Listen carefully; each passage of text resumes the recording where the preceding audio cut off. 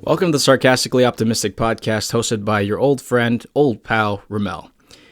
In this podcast, we talk about life lessons, we talk about things that we're all learning in this path of life, and also kind of breaking the mold in the myth that everyone has everything figured out. And the truth is, we're all just winging it. We're all just living life to the best that we can. And this podcast is to reassure you that we're all in that same boat and that you are not alone in any sort of regard. So jumping right into the topic, I know we've all logged into the internet and we've seen people claim to be, quote unquote, the main character of their story. Now, what exactly does this mean? And what are the implications of not being the main character of your own story? The reason I bring this up is because personally, I've seen a lot of people label themselves as the main character, and it's really something that we should all strive for. We should all kind of reach for. We ideally, right, in a story, we want to become the person in which the narrative is being driven by. We want to be the person that is kind of drawing the best in people, kind of reaching the end and having that happily ever after. And that's, and I know you say like, I don't want to have all the spotlight. Yeah, but you can still be a main character by supporting other people and all that other stuff. Now, the implication of that question is not just, are you the main character or not? But rather, if you're not the main character, then what are you? Are you a supporting character in someone else's story? Are you a background extra of your own story because you're so fearful of taking the reins of your own life? Those questions can go on, and I don't want to dedicate this entire video going down that rabbit hole of questions. Rather, keep it really simple and ask you, are you really the main character of your story? And the second question being, how can you be the main character of your own story? Now, jumping back into books in which this podcast usually revolves around, there's a book that I recently read that fundamentally changed the way I perceive life as a whole. And I don't say that lightly. I do read, a few books here and there, but this one really, really shifted me in a way that I'm just grateful for reading this book in the first place. So this book is called A Million Miles in 1,000 Years by Donald Miller. What I learned by editing my life. Now, what exactly does this mean? Let me give you a little summary of this book. This book follows the author. It seems non-fictional or fictional, not really sure. To be quite honest, it has a non-fictional face to it, but it feels like there's some fiction in there. But the actual summary of this book is that we are following the shoes of Donald Miller. At the very beginning of the book, he is approached by two movie executives that want to create a movie about his life. Now, imagine yourself in that position in which two movie executives, maybe from Sony Pictures or Columbia, or even Warner Brothers, approaches you and says, "Hey, kid, maybe you're not a kid, but he's like, hey, we want to make a movie about your life. Are you cool with that? Would you be interested?" How would you feel in that position? Would you feel excited? Would you feel scared? Both? Why would you feel scared?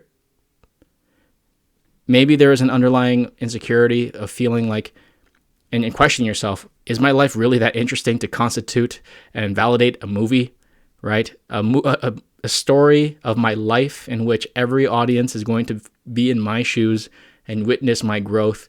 Is my life really that interesting?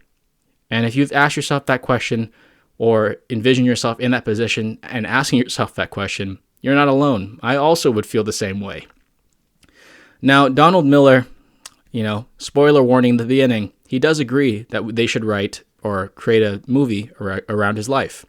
And this isn't giving away too much of the entire book, but basically you're walking through the thoughts of Donald Miller, in which he kind of thinks back at what foundationally changed him as a person. So those main events that happened in his life that really molded him into the person that he is when he was approached. And, for some reason, in his words, he was interesting enough to create a movie about.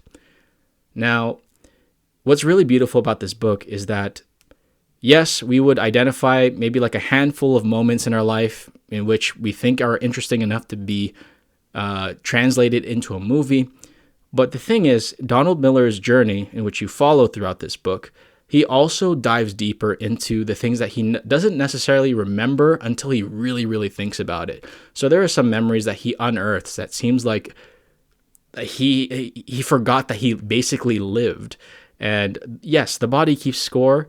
in many, many ways. But it also, the brain remembers more things than you think, which is actually a pretty crazy thing to think about, that we're only using such a small percentage of our brain, and all the memories that maybe there are, suppressed or repressed, they're still there. And it's such a great read, because you get to follow along his journey as he's uncovering these said moments. And in these moments, he dives into greater detail. And it kind of hops back and forth between different narratives in which he kind of thinks about the memories in which he lived, and then bouncing back between those, and then also in the current day in which they're kind of editing his life, hence why the subtitle is What I Learned from Editing My Life, in which the movie executives and writers think are just not interesting, and that they should manipulate in order to make it interesting. So, of course, there would be some sort of contention moments in which he's like, that doesn't feel realistic. Would that be interesting if we were to insert a fictional character into this narrative to make it more interesting? But then this whole book, again, it's not like some sort of narcissistic claim that he is the main character of his own story. Rather, this book is entirely dedicated to understanding how to live a good life, what exactly does it mean to live a great story, and what constitutes, like we said, a main character. Now, he mentions this in the middle of the book, so major spoiler warning for you, but he says that every story, or every great or good story, follows a very generic formula. The formula being, what is the formula? The secret formula? The formula is that we have a character that doesn't want to change, that is forced to change, and desires something. They go on a journey, and they encounter an obstacle that prevents them from reaching that desire or that end goal. They overcome that obstacle, no matter the fear, no matter what, and they finally accomplish and reach the end, and they get the desire or the want that they envisioned in the beginning of the story. Now, when you think about it, a lot of stories, a lot of series and movies that you follow that same kind of plot formula. Think of Back to the Future, aka the poster right behind me. Marty McFly travels back into 1955, and what does he want? He wants to go back to 1985, in which he's originally from, hence why Back to the Future. But the thing is, when you think about it, what really makes a great story is not exactly the ending. Yes, it does feel good to end the story on a good note, but the thing that really highlights a great story is not what happens at the end. And this is something that Donald Miller talks about, that there is this myth that we gravitate towards stories that have a spectacular ending. And it's not necessarily actually the ending that we are drawn towards, but it's actually the development in which the character that we follow goes and undergoes in the middle of the story that molds them into the person that they ultimately become at the end of the story, right? It would be extremely boring if Marty McFly travels back to 1955 and then he's like, wow, this is actually a pretty great place. I think I'm going to stay here. Would that be as exciting as him wanting to go back to 1985? And then ultimately, again, it's not about the destination. In 1985, he grows a deeper appreciation for his parents because he does encounter, spoiler warning, he encounters his parents in 1955. And now he has such a deeper relationship with all of them, and actually a deeper appreciation for what he has, because he was just such a avoidant kid back in the first part of the movie. So think about it, right?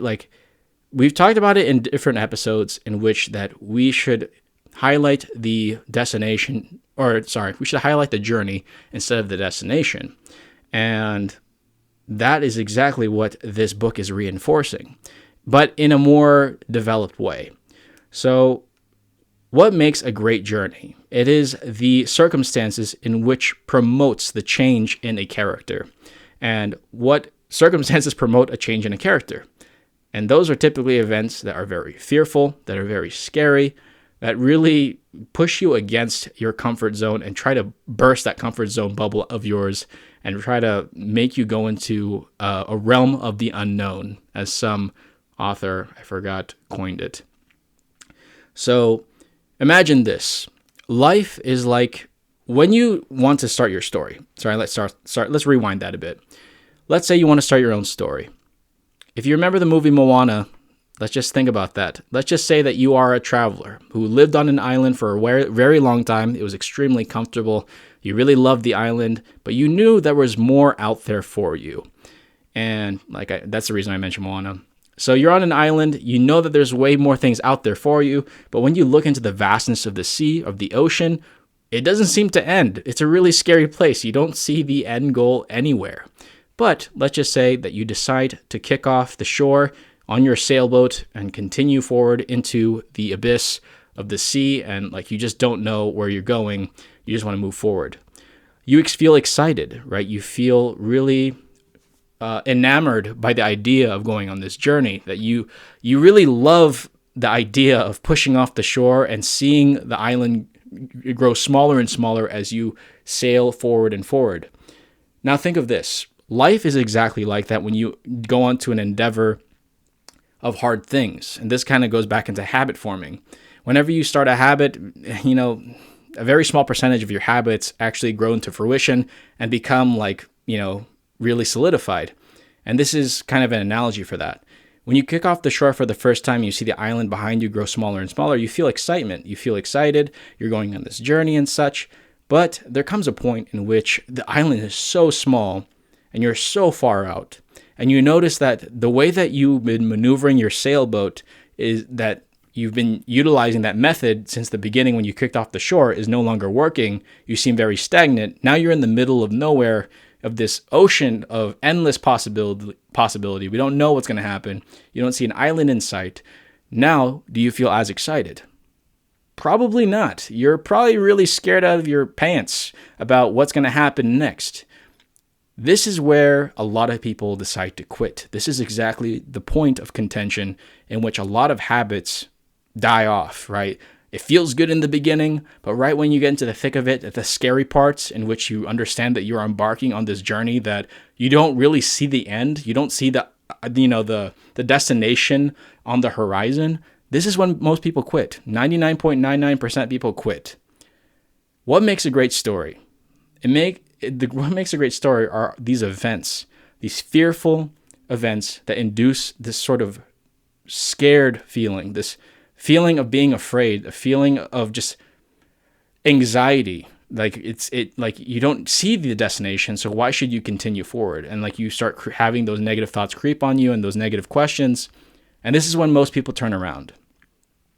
This is the exact analogy that Donald Miller uses, is that if you continue to move forward, you change the method in which you are maneuvering the sailboat in order for it to move and propel forward, even though you don't know where that destination is, you're adapting to the circumstances and you're going to face fear right in the face, and you're just going to keep moving forward, as Meet the Robinsons said.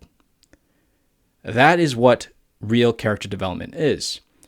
And there is no main character without character development. There are a lot of stories out there where we believe that we're watching the main character in the first 10 minutes of the movie, but then by the end of the movie, another character who we thought was supporting ends up taking the spotlight. Why is that? Because most likely than not, that person encountered more development in their time and was able to overcome obstacles and become a completely different person by the destination. So as you're sailing forward and as you are adapting, right, the way you're maneuvering the sailboat, or, allowing what kind of thoughts are entering your mind and maybe keeping yourself accountable and saying, I can do this, affirming yourself, that is you actively developing. It's not you going back to the island and just being comfortable again. One thing that really impacted me in this book is the quote that no one remembers easy stories. The easy part of that analogy is to turn back, go back to the island, return back to everything that was normal, return back to normalcy, and just live your own comfortable life. No one's going to remember those stories. The easy stories are the ones that are easily forgettable, right? That's why they call them easy stories. Now, the stories in which they encounter a lot of disadvantages, that there are going to be monumental points of fear, of pain, of all that such, but yet you still keep moving forward. Now that's a story. Now that's a great story in which you can ultimately become someone that you would not even recognize from, if you were looking at yourself from the beginning of the journey.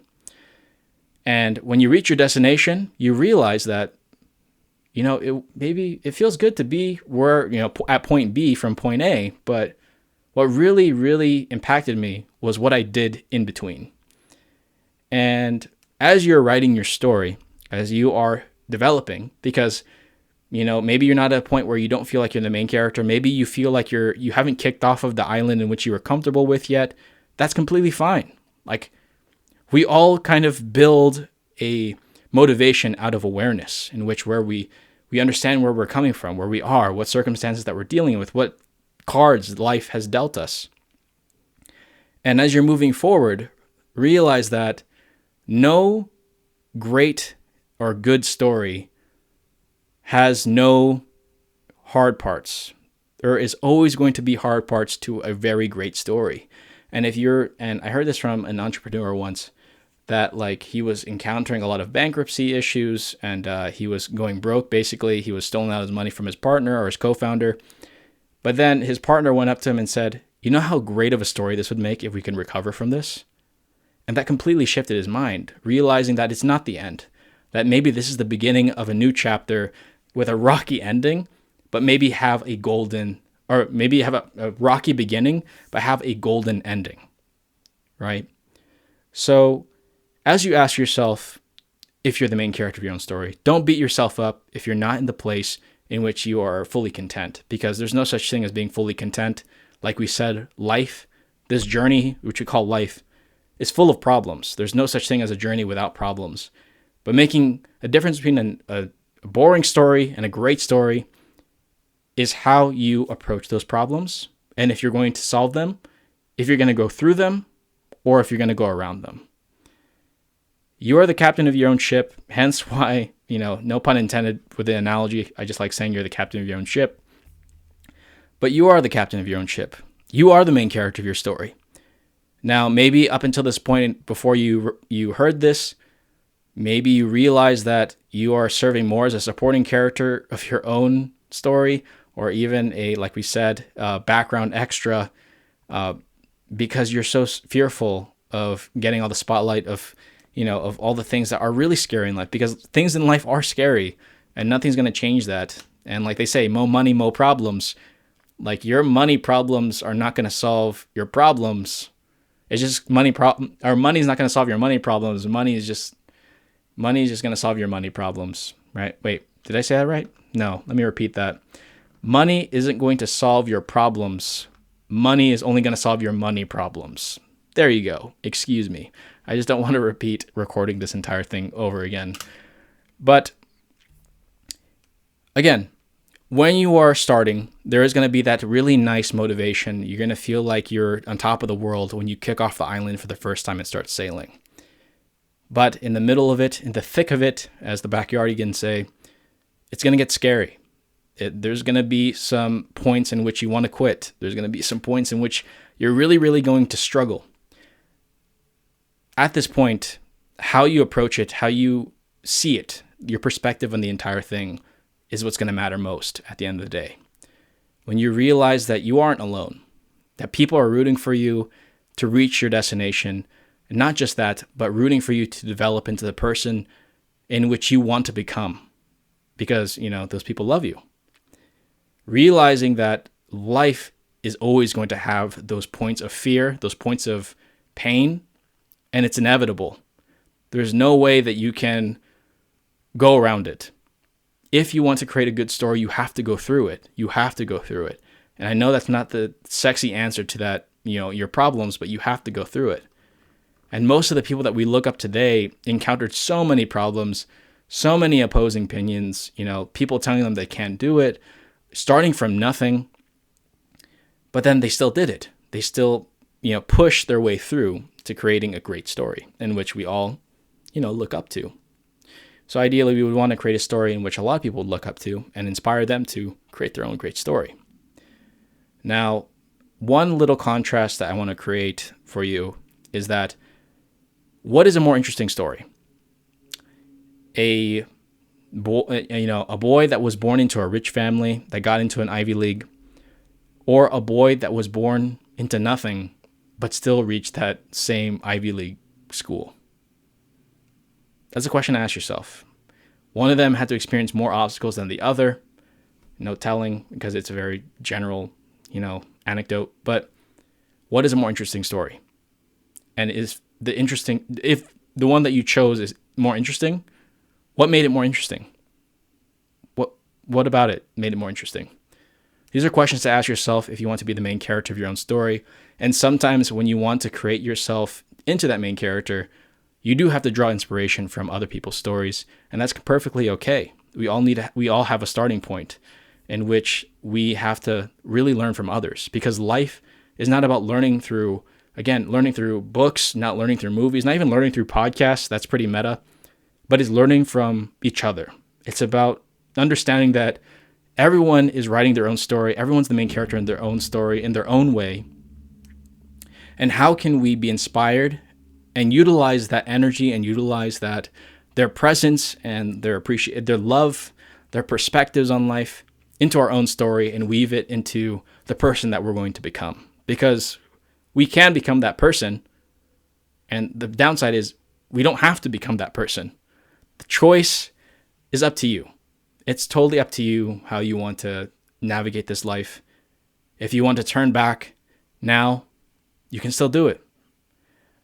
You've kicked off the island. You want to go on to this journey, not for the destination, but in terms of the development in which you're going to undergo, and you're going to be unrecognizable in a good way by the time you reach your destination. And that's what really, really matters and what makes the journey worth it, not the destination. But you still have a choice to turn back. My question to you, if you want to be the main character, are you going to turn back? So I hope this message was really helpful. Again, I want to reemphasize the beauty of this book. The book is called, again, I don't want to mess up the title. I keep mixing up million and thousand. A Million Miles in 1,000 Years by Donald Miller. I got the book on Kindle, so I don't know how thick it was, but I know for a fact that I finished it in a few days because of how captivating he presented his life lessons with. It does get a little religious, sort of, right? Like if you believe in a higher power in which like the universe is calling you to be a main character, that kind of stuff. Not woo-woo stuff, but if you're into that kind of thing, if you're really trying to fully analyze yourself and assess if you're really the main character of your own story, I highly recommend you read it. It's really powerful. The message is there. I'm just regurgitating what I learned from this story. But if you found this really helpful, I highly recommend that you check out this book. And if you found this message helpful, I really, really would appreciate if you shared this with someone. If you would subscribe to the YouTube channel, follow on Instagram, Sarcastically Optimistic Podcast, any of that, like, comment, subscribe if you're watching on YouTube, because this is on YouTube. I would deeply appreciate it, because I think a lot more people need to be reminded that they're not alone, and that they're strong enough to persevere through what they're currently going through. And that's what this podcast is meant to serve as. It's more of a service above self than a self-loathing thing. So hopefully you haven't received any narcissistic vibes from this. But no, if you're listening to this, if you've been sticking through it, if you actually got to the end of this, I deeply, deeply appreciate you. I love you very much. I'm sorry if this felt like a projection to you, just like the last episode. But let me know what you think. I do leave an email. If you have my phone number, or you found my Instagram, whatever, do let me know what you thought about this episode. If it was really helpful, and what kind of topics that you want to listen to. Because as of right now, I'm in a current state of my life where I'm trying to figure out if I'm the main character of my own story. So I'm asking these questions alongside you, as I was talking about them. And, it's a beautiful thing, asking these kinds of questions, in this point of time, rather than like asking them at your deathbed or in your deathbed. That got kind of dark, but I love you guys so much. There's a new episode every Monday, mostly. I try to. So catch that. Hit follow on whatever platform that you're using to listen to this, so you get notified for when these episodes drop. Typically, I upload them by 5 a.m. on Monday, which is an early time, but at least when you wake up for work, at least you get to see, your boy's name on your phone or whatever you listen to. I love you guys so much. Thank you so much for listening. And I hope you have a great and blessed week. I really hope you check out this book. And I really hope you understand that you are the main character of your own story. All right. I love you guys so much. I'll catch you next week. Goodbye. Yeah. Baby, why you always the Mocha J, but like some watch some ad and make them through the pad I'm trying to play. The Super Smash Bros, what you know? Wait to let me pick Luke Carbo, you don't even know what I'm saying. Up B, and down B, now be playing, praying.